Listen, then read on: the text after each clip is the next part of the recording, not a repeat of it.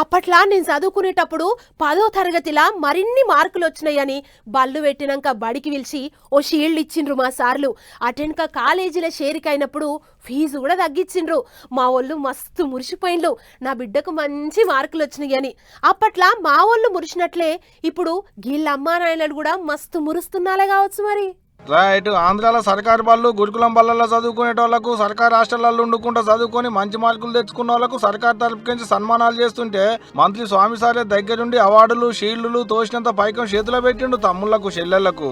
వీళ్ళంతా ఆంధ్రాల గురుకులం సర్కారు హాస్టళ్లలో ఉండుకుంటూ చదువుకొని 10ల ఇంటర్లో మరిన్ని మార్కులు తెచ్చుకున్నోళ్ళు.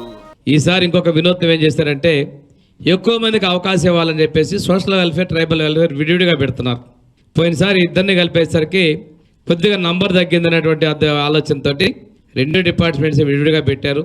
అంటే రాష్ట్రంలో మంచి ఉత్తీర్ణత సాధించి ప్రథమ స్థానంలో నిలిచినటువంటి మిమ్మల్ని సత్కరించి గౌరవిస్తే మీలో ఒక స్ఫూర్తి నింపి మీరు ఉన్నత స్థితిలో ఉండాలనేది మా ఆలోచన.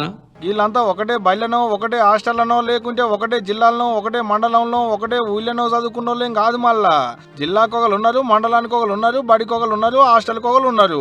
10ల ఇంటర్లో ఎక్కువ మార్కులు వచ్చిన వాళ్ళను సెలెక్ట్ చేసిరు. అందరికి విజయవాడలో ఉన్న తుమ్మలపల్లి కళాక్షేత్రంలో ఇట్లా సన్మానం చేసిరు అన్నట్టు. కానీ ఏ మాట కామాట చదువుకున్న వాళ్ళకు ఈగింత జోషి పెంచేందుకు ఆంధ్ర గవర్నమెంట్ వాళ్ళు చేసిన ఈ పనిని ఎంత తారీఫ్ చేసినా తక్కువేనబ్బా. ఏమంటారు?